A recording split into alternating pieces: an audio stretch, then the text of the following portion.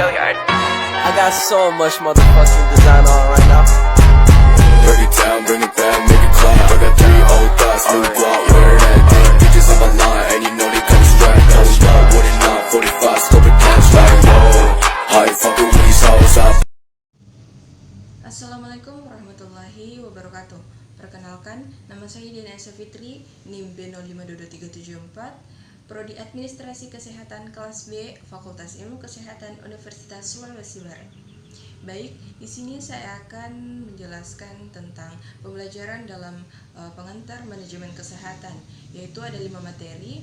Yang pertama, penggerakan dan pelaksanaan dalam fungsi manajemen. Yang kedua, monitoring dan evaluasi pelaksanaan dalam program komunikasi. Yang ketiga, manajemen pelaksanaan kesehatan. Yang keempat, subsistem pelayanan kesehatan. Yang kelima, etika manajemen kesehatan. Baik, di sini saya akan menjelaskan materi yang pertama, yaitu penggerakan dan pelaksanaan dalam fungsi manajemen. Apa itu manajemen? Penggerakan dalam pelaksanaan manajemen. Aktuasi adalah kata lain dari direction atau bimbingan dan merupakan fungsi manajemen yang tidak dapat dilepaskan dari beberapa fungsi manajemen lainnya, serta saling berhubungan berat. Aktuasi, direction, motivating, dan influencing disepakati untuk mempunyai pengertian yang sama, yaitu gerak pelaksanaan yang diarahkan untuk mewujudkan tujuan organisasi. Jadi, actuating artinya menggerakkan orang-orang agar mau bekerja dengan sendirinya atau dengan kesadaran secara bersama-sama untuk mencapai tujuan yang dikehendaki secara efektif. Tujuan dari fungsi aktuasi ini menciptakan kerjasama yang lebih efisien dan mengembangkan kemampuan dan keterampilan staf. Faktor dari penghambat fungsi aktuasi ini yaitu kegagalan manajer menumbuhkan motivasi, yaitu staf merupakan hambatan utama dari fungsi aktuasi ini. Dapat terjadi karena manajer kurang memahami hakikat perilaku hubungan antar manusia. Adapun pengertian dari kepemimpinan.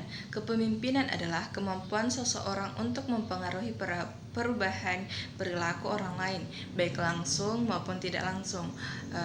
Jika kita harus menjadi pemimpin, itu kita harus memotivasi diri sendiri untuk bekerja dan peka terhadap lingkungan.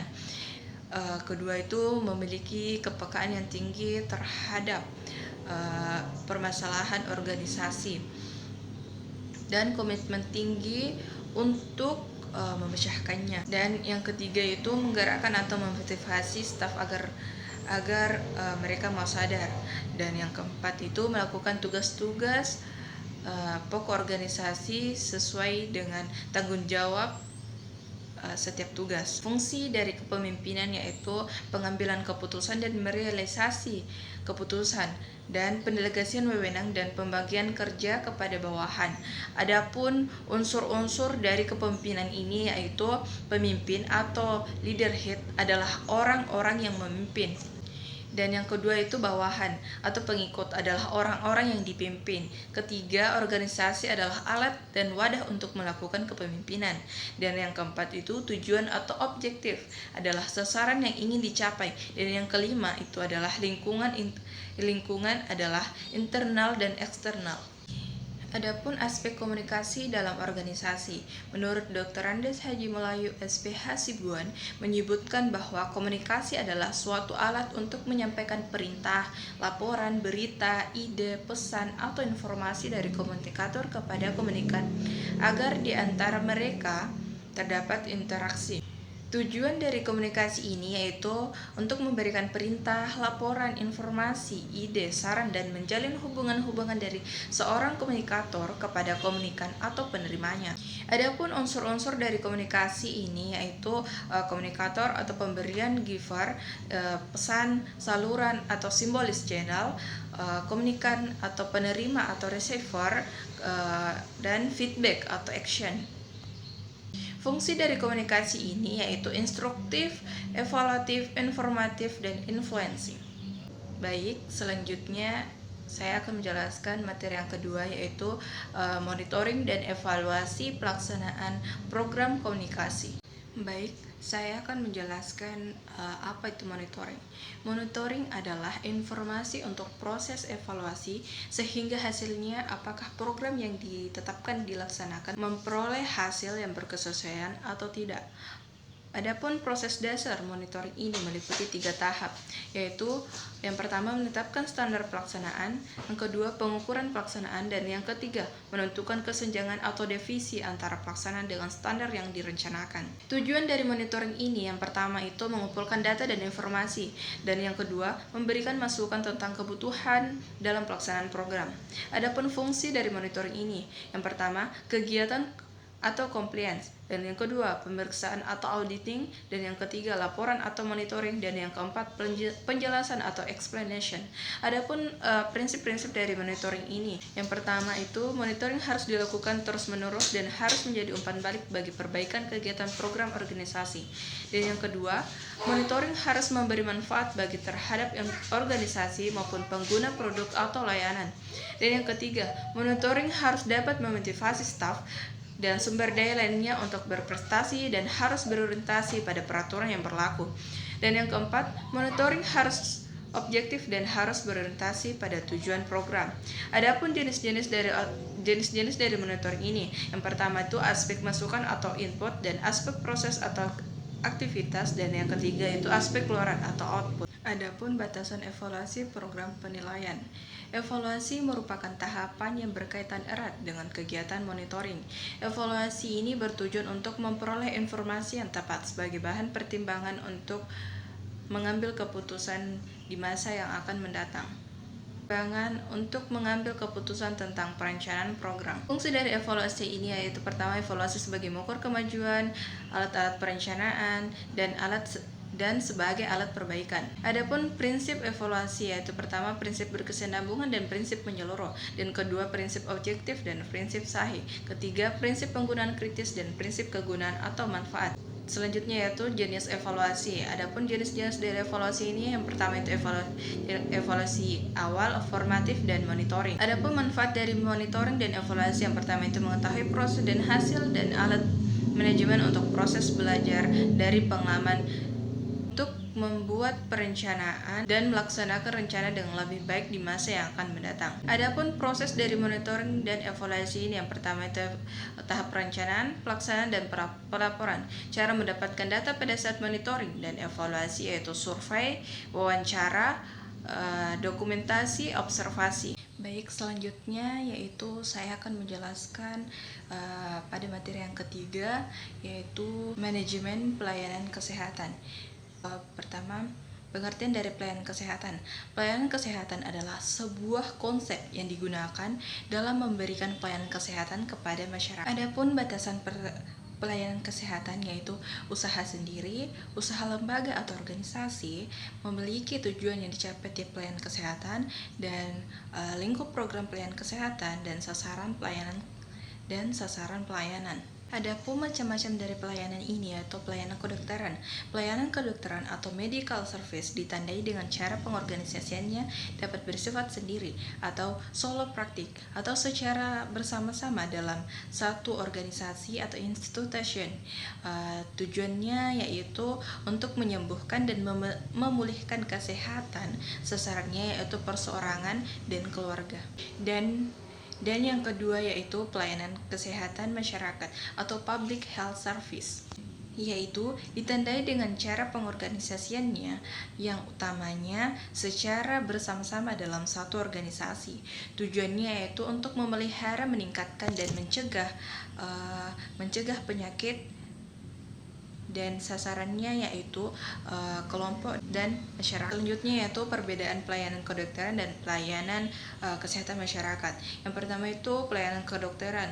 Tenaga pelaksananya itu terutama adalah dokter dan perhatian utamanya itu adalah penyembuhan pada penyakit. Yang selanjutnya itu pelayanan kesehatan masyarakat.